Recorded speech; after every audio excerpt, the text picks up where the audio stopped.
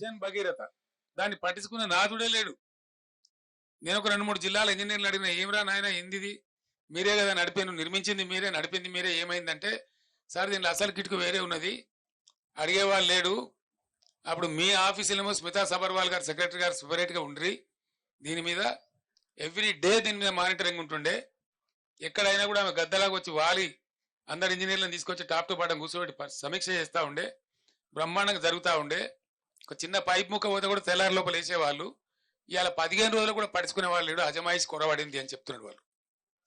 రెండవది ఏం చెప్తున్నారు, మిషన్ భగీరథ నీళ్ళు కరెక్ట్గా రావాలంటే మంచి వాల్యూమ్ ఉండకంటే మంచి హై క్వాలిటీ పవర్ 23 గంటలు కనీసం ఉండాలి, నిరంతర విద్యుత్ సరఫరా ఉండాలి.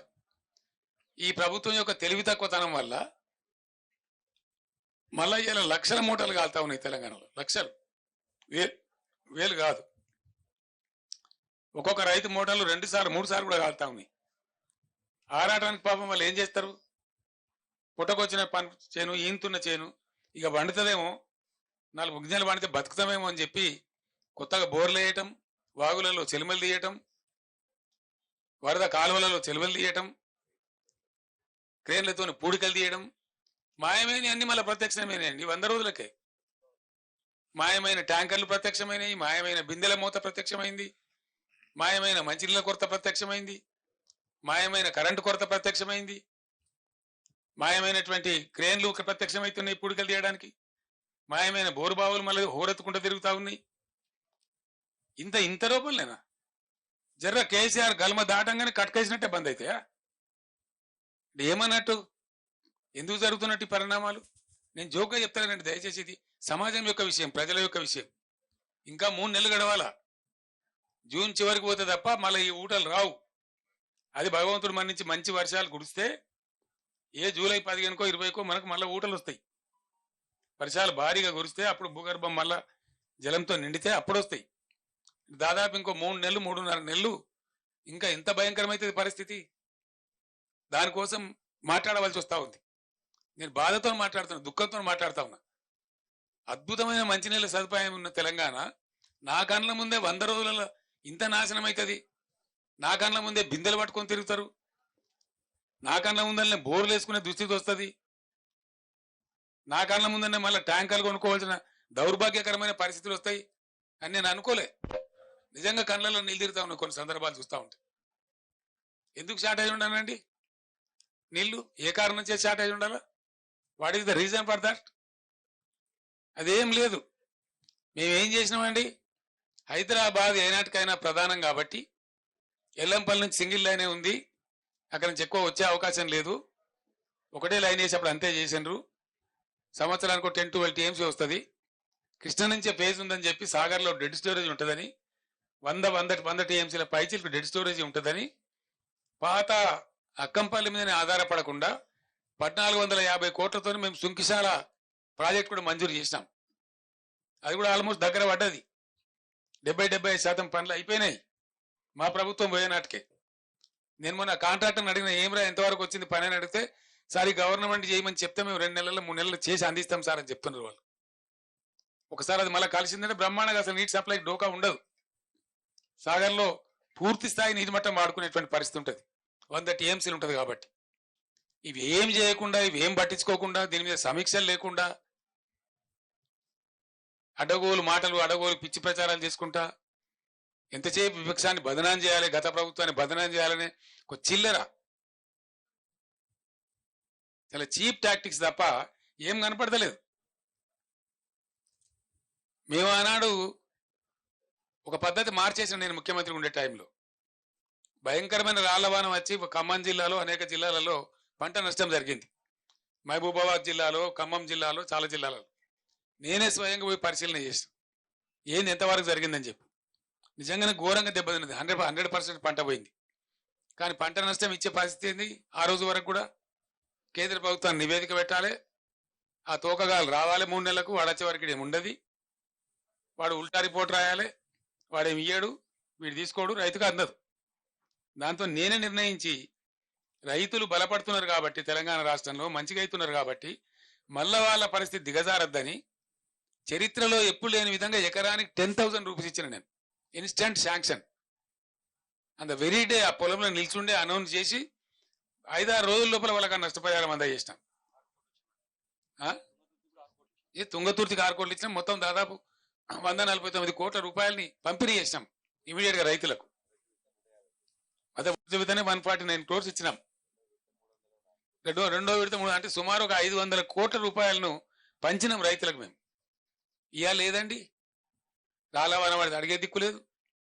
ఓ మంత్రి ఓడు, ఓ ఎమ్మెల్యే ఓడు, దొంగలు కదా ముఖం సాటేసినట్టు. ముఖ్యమంత్రికి అయితే పట్టేలేదు, ఢిల్లీ యాత్రలే సరిపోతాయి. ఏది మరి నాకు అర్థం కాదు. ఎమ్మెల్యేలు ఓరు, ఎంపీలు ఓరు, మంత్రులు ఓరు, అధికారుల బృందాలు పంపించారు. మేము ఒకటే మాట చెప్తా ఉన్నాం, ఇవాళ ఏది ఏమైనా సరే రణరంగమైనా సరే ఈ ప్రభుత్వాన్ని మెడలు వంచుతాం, వదిలిపెట్టం ఎట్టి పరిస్థితులలో, ఎట్ ఎనీ కాస్ట్.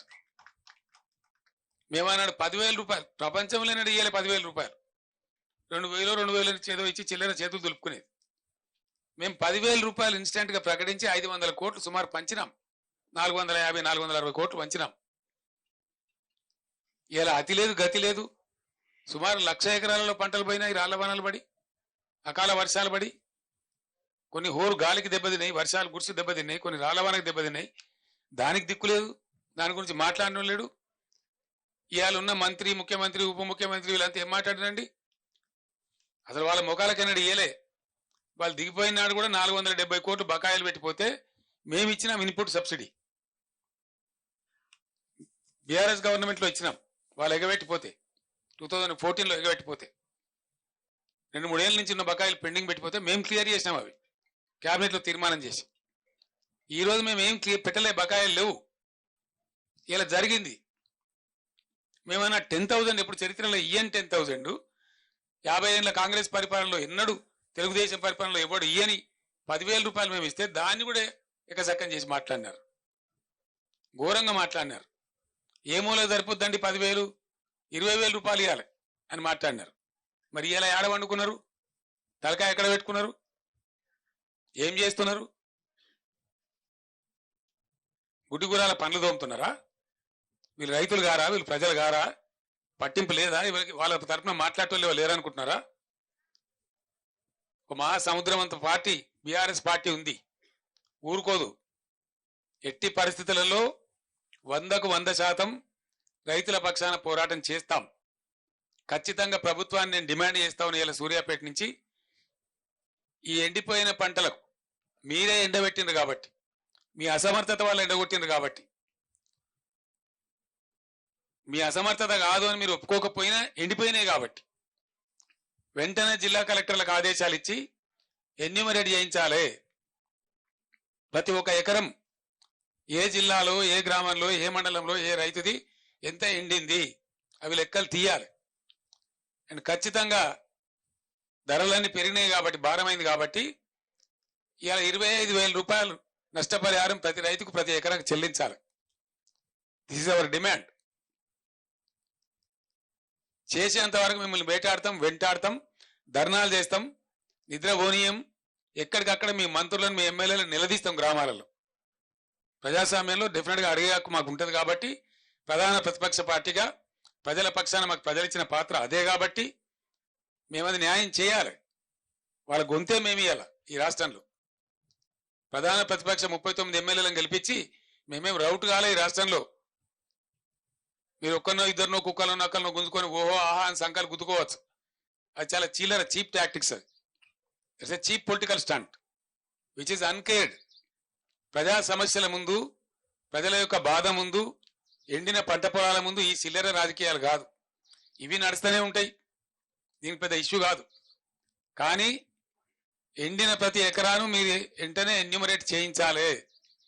మా బీఆర్ఎస్ దళాలు తిరుగుతున్నాయి, మేము ఎన్యూమరేట్ చేస్తా ఉన్నాం. మా మంత్రులు, మా మాజీ మంత్రులు, ఎమ్మెల్యేలు, ఎంపీలు ఉన్నోళ్ళంతా మా ఎమ్మెల్సీలు తిరుగుతూ ఉన్నారు.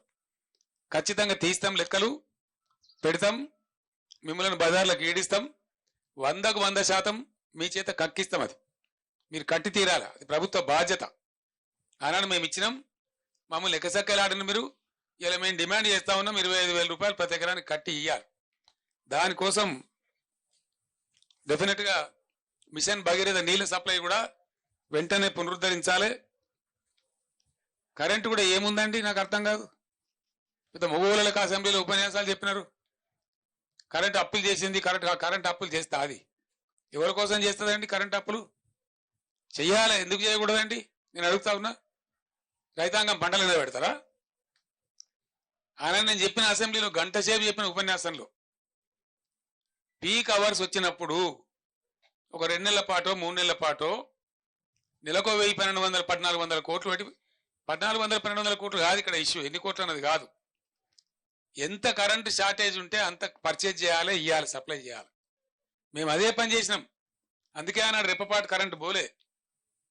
మేము ఇప్పటికప్పుడు సమీక్షలు చేసుకొని కొంత మేరకు పెంచిన తర్వాత అప్పటికి లోడ్ ఏర్పడుతుంది అనమాట. అనూహ్యమైన లోడ్ వస్తుంది. మా అప్పటికంటే ఇప్పుడు ఎక్కువ లోడ్ ఏం రాలే, అంతే 500-600 మెగావాట్లే వచ్చింది. మేమున్నప్పుడు పీక్ లోడ్ 14,900 పైచీలకు పోయింది. మొన్న పీక్ లోడ్ 15,600లకు పోయింది. అంటే దాని అర్థమైంది, ఒక 600-700 మెగావాట్లు ఎక్కువైంది. అది మీరు కొంటలేరు. మీరు కూడా కొంత కొంటున్నారు, కానీ ఎంత అవసరమో రైతులకు రాష్ట్ర ప్రజలకు అంత మీరు కొంటలేరు. కాబట్టి కరెంట్ వస్తలేదు.